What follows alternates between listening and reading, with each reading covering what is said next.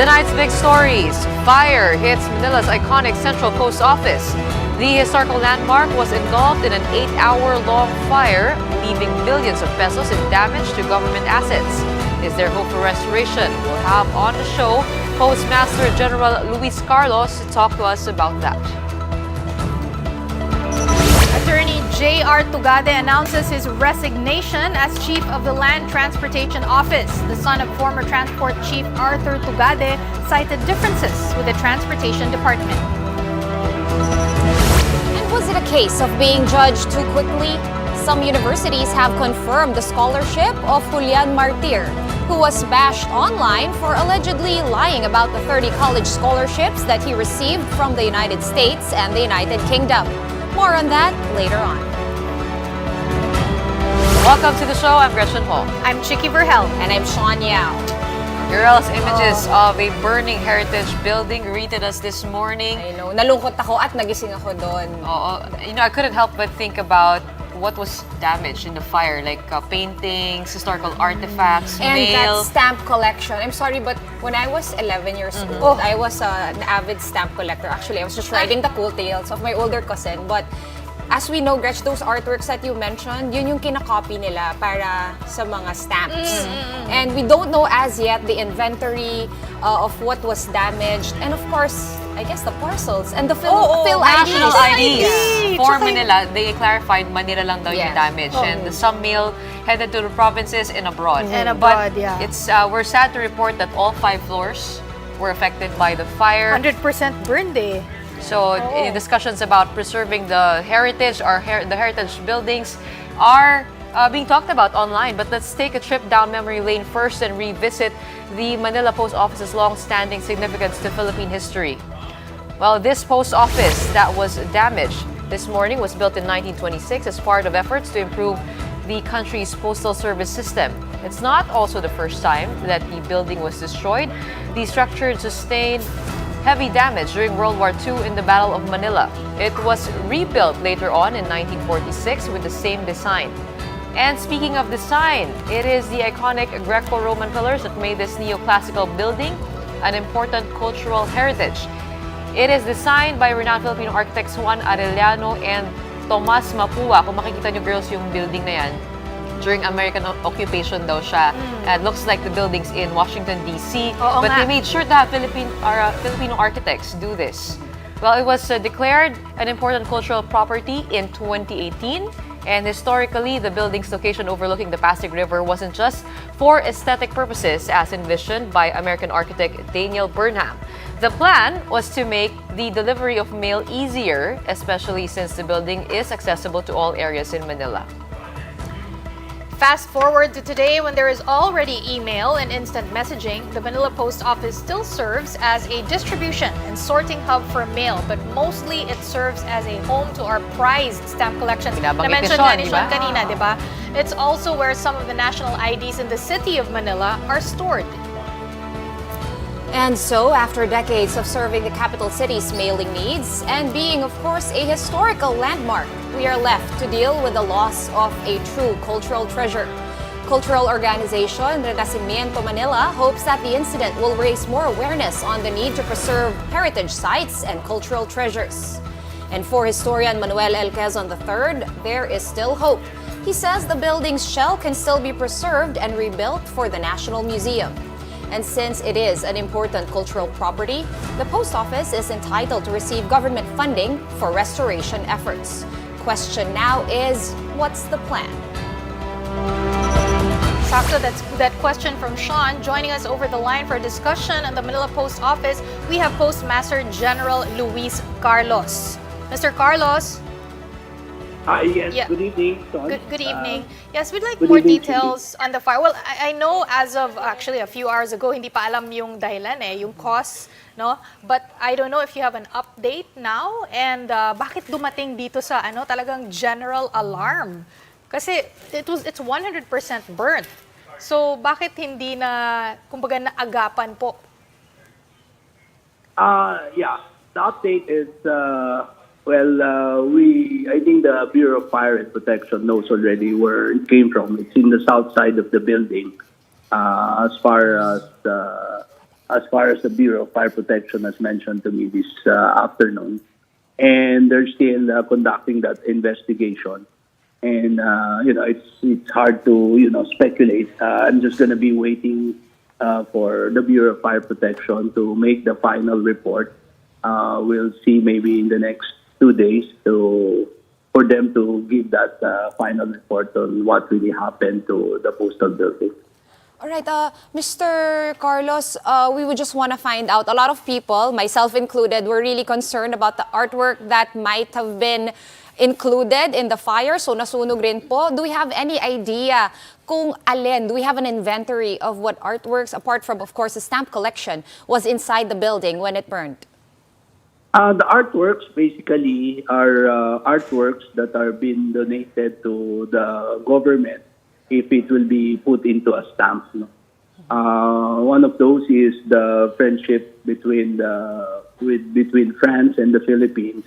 A group came out with that idea to put up a painting and then put it into stamp. Kasi you cannot put a painting into a stamp if it's not going to be donated to the Philippine government. So it's not really national artists yung mga ano na yan, but still, it is a part of what the stamp came about. No?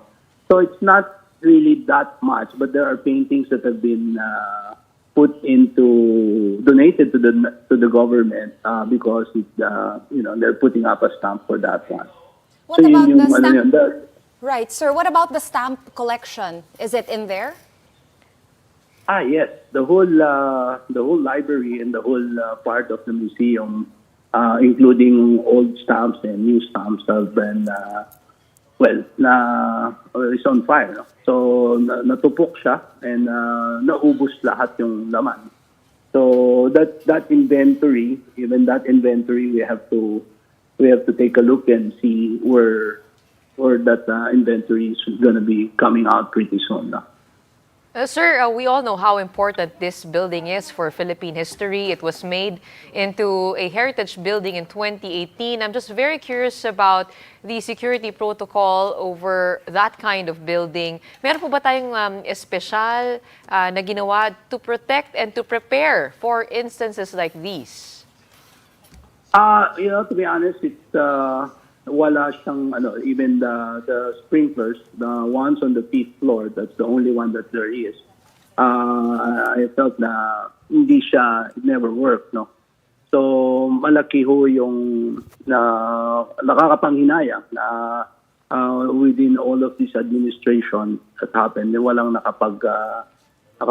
put up even those simple sprinklers that we're looking at. Sir, tingin niyo po ba yung ibang heritage buildings natin are that vulnerable also?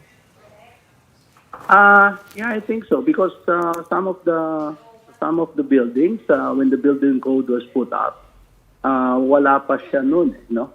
So all of these things, I think just happened. Nakakalungkot lang na mangyayari yung ganun na sitwasyon to this building. No? It's really sad. No? But the real main point is the building itself.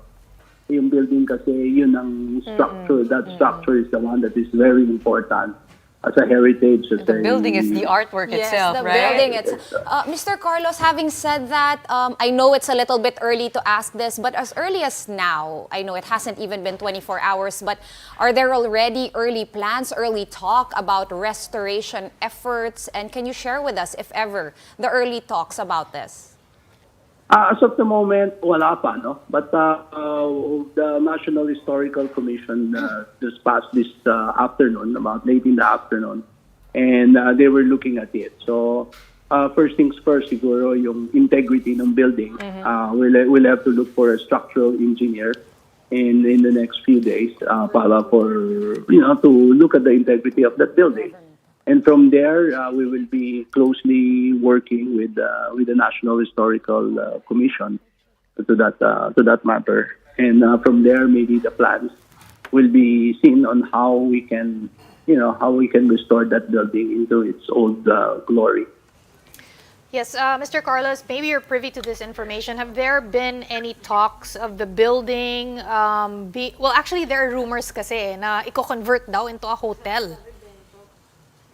Well, way back in the last about 12 years ago, there were talks about that. No, if you would see what that building near in Singapore, they call it the Fullerton Hotel, near the Lion.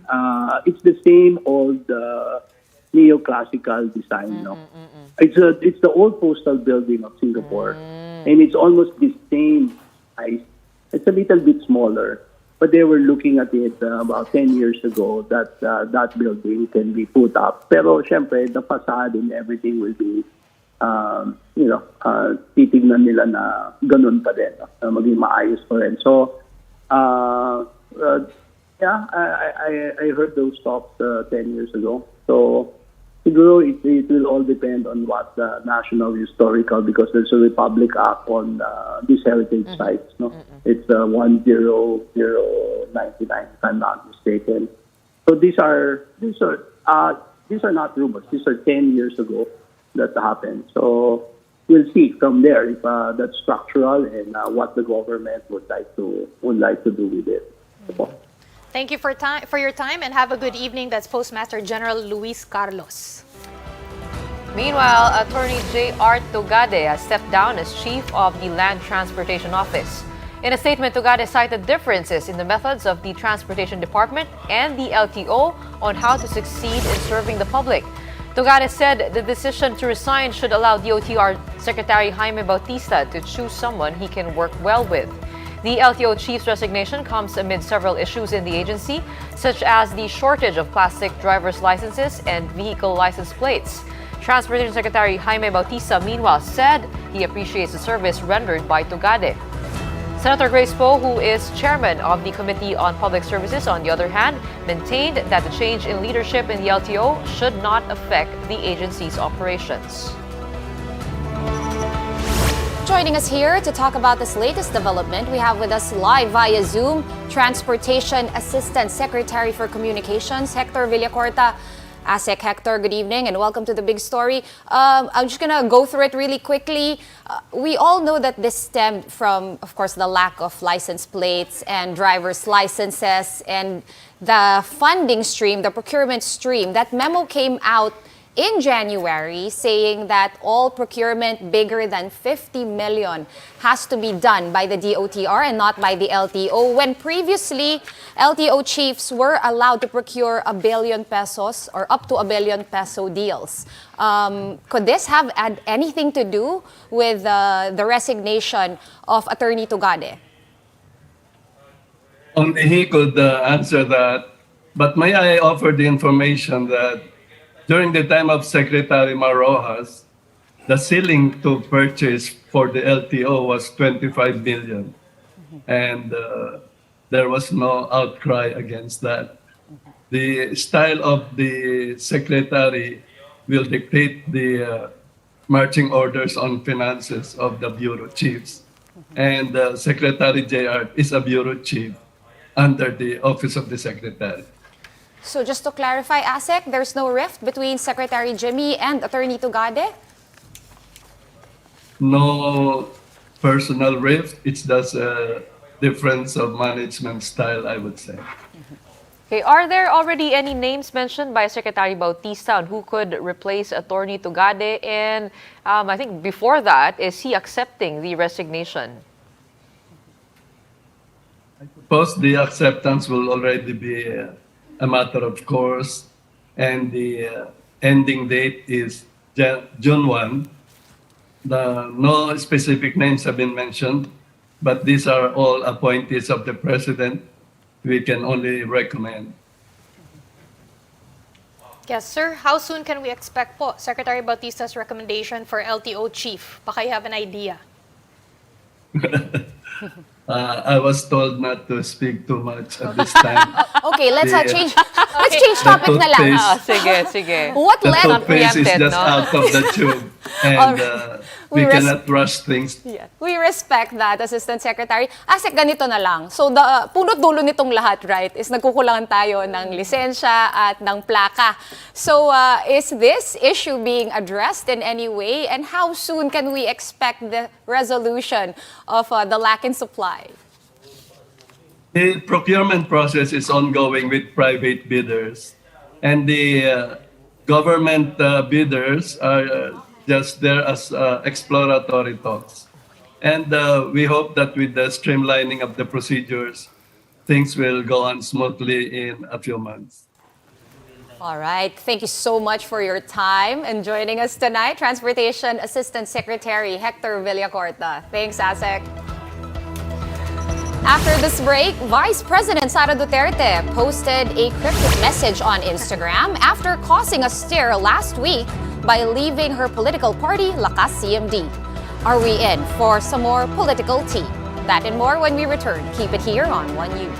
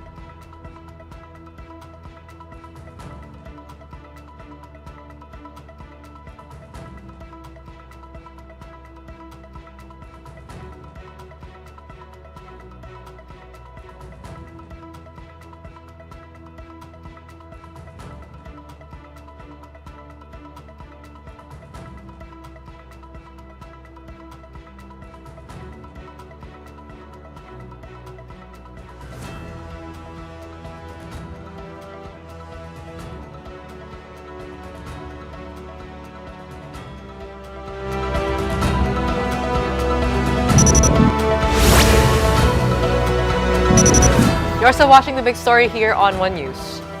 Word of the week, guys. Bago to. And Chicky, you might be able to help us out here because it's apparently Bisaya. Bisaya daw. Kaya kami pero tumatawa hindi ko kasi alam yun eh. ginugal ko yung tambalos-los para Google pakita nyo ko na lang, anong guys. itsura. Tingnan nyo na lang bakit kami tumatawa. Google nyo nilang yung tambalos-los. Sabi ko sigurado ka, papakita mo yan. So ano nga ba tong tambalos-los, Chicky?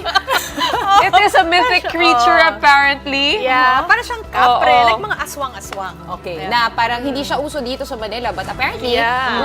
uso siya sa Visayas at sa Mindanao.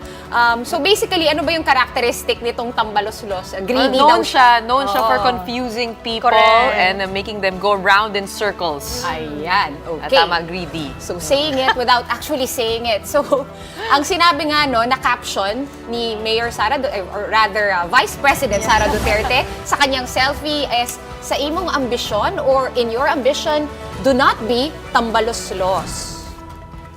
Yan. So, ang laki ng pasabog niya after niya mag-resign sa Lakas CMD.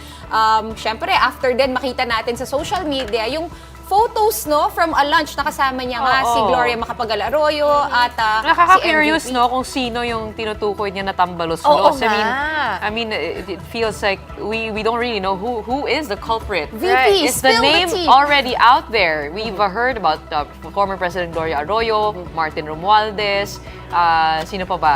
I mean, all these figures, but sino kaya, no? Oh, parang ano na daw GMA and VP Sara versus PBBM and Martin Romualdez, may ganun. So parang may girl power versus, well, Nako, the men. tingnan natin. No? So speaking nga about all these supposed tensions in the lower house, we have new Senior Deputy Speaker Aurelio Dong Gonzales finally having taken his oath this afternoon, during which Speaker Romualdez and now Deputy Speaker Arroyo shared a stage together. May mga manuhang pang nagyari, may mga mano pong eksena. Tingnan natin yan. Right, so nakita natin sa video, di ba? Ayan, oh.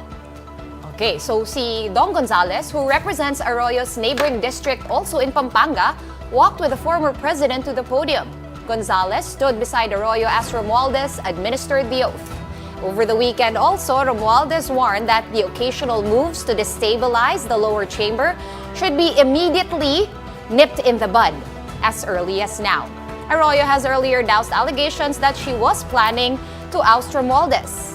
Arroyo also admitted that she was gunning for the House speakership when Marcos won the presidency, but backed off after it, quote, became apparent that Marcos wanted Romualdez to be the speaker. Yun na nga yung lumabas sa kanyang statement. Work as always, work as usual. Itong si former President Gloria Arroyo, she did reaffirm her support for President Bongbong Marcos in the last week. She did, yeah. Well, guys, we have Marian Enriquez to tell us more about the recent developments in the lower chamber. Marian, anong napansin mo sa body language daw ni Romualdez at Arroyo? Kasi sinasabi, mukhang ba mang may tension? Yes, Chiki, before the oath-taking, Romualdez approached Arroyo in her seat para magmano. And as you mentioned nga earlier, Gonzalez fetched Arroyo to join them on stage during the oath-taking. Arroyo and Gonzalez were actually even smiling as they were approaching the rostrum. And upon reaching the rostrum, nagmano rin yung mga kaanak ni Gonzalez kay Arroyo. The former president and the current speaker did not initially shake hands on stage, but after Gonzalez took his oath, Gonzalez and Romualdez clapped their hands and hugged. And at this point, Romualdez reached for Arroyo's hand and placed her in the middle of him and Gonzalez. Chiki. Thank you very much, Marian Enriquez. Nauna si House Speaker doon sa pag-reach out. We will definitely be watching those two in the months to come. But in other news, plunder convict Janet Lim Napoles has been acquitted by the Sandigan Bayan in 16 counts of graft relating to the pork barrel scam, which also involved Senator Bong Revilla, who was also acquitted of the charges back in 2021. Napoles, however, was also found guilty in 2 graft and 2 malversation cases. In a decision released and dated May 22, the Anti-Graft Court's First Division finds Napoles not guilty of 16 counts of the violation of the anti-graft law.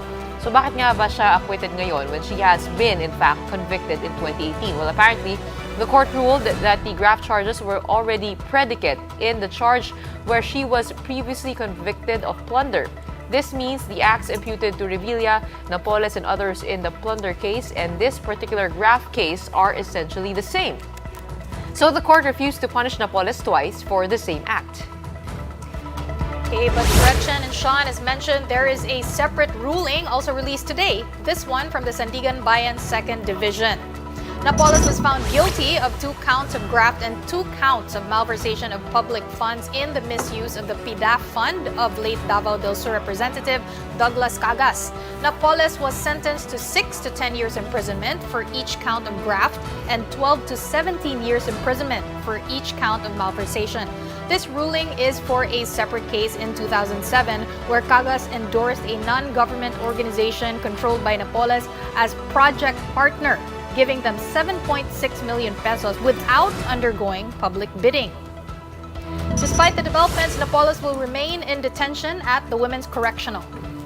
Alright, so bottom line is, nakakulong pa rin. Kalaboso pa rin si Janet Lim Napoles. Naulit lang, dumoble-doble lang yung kaso. Yun kasi, no, minsan sobrang excited nung time na yun, usong-uso yung... File. Siguro dumoble na nga yung iba. Tambak-tambak. Alright, mula sa bagyo ng kaso at sa bagyo ng dami ng balita natin, ngayong Monday, lipat naman tayo sa weather updates. The typhoon with the international name Mawar has no direct effect yet on the Philippines' weather conditions, but it is expected to enhance rainfall in some parts of the country later this week. As of 4 p.m., Pagasa reported that Mawar was spotted some 2,275 kilometers east of Mindanao. The typhoon could enter the Philippine area of responsibility by Friday or Saturday, at which point it will be given the local name Betty. The Weather Bureau warns that it could intensify further and become a super typhoon. However, there is a low chance that it will make landfall in any part of the country. Nevertheless, Mawar is seen to enhance the southwest monsoon or habagat over the weekend, which will bring heavy rains to the western parts of Luzon, the Visayas, and Mindanao. But for now, it's the southwesterly wind flow and localized thunderstorms that are bringing rains over southern Luzon, Visayas, and Mindanao. The rest of the country is expected to experience hot weather conditions in the next 2 days. Si Bagyong Betty. Pinoy na Pinoy yung pangalan Betty. Up next, we'll bring some answers to the question that netizens have been asking in the past few days. Did Negros Occidental student Julian Martir really get accepted in 30 international universities? That when the big story returns. Keep it here on One News.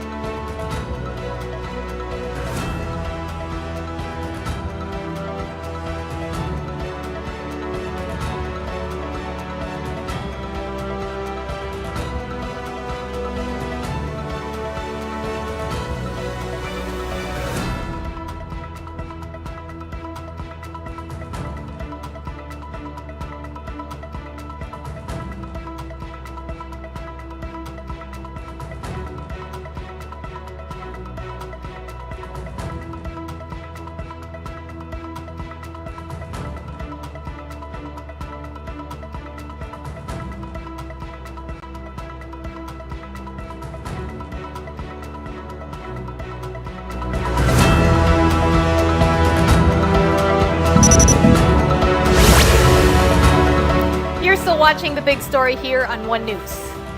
I'm sure you ladies have heard or read about the story of Julian or Julian Martir. Fake news daw to. Yun nga, ang hindi natin alam. Nabudol ba tayo, di ba? Pero to clarify, whether or not Julian's story checks out, mobile journalist Francis Orsha gives us a front seat to the story. Sheldon Cooper ng Pinas, scholarship rank, these were just some of the criticisms received by student Julian Martir. It can be recalled that Julian went viral after receiving acceptance letters from universities in the UK and US. If the value of the scholarship grants received from 30 schools applied to is calculated, it would reportedly amount to $2 million or over 100 million pesos. In 1PH Julius and Tintin, Julian previously shared the difficulties of scholarship application.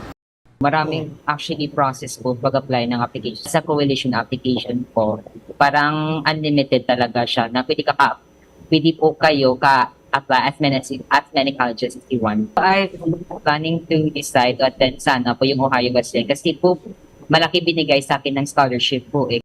But these praises were immediately replaced by doubt. Several netizens questioned Julian, claiming that he faked the documents shown in the media. Even his fondness for Marvel movies, which is one of his inspirations, was doubted. Some even criticized media for failing to fact-check Julian's claims. On the contrary, News 5 contacted and sent messages to the universities and colleges where Julian applied to verify. Two responded.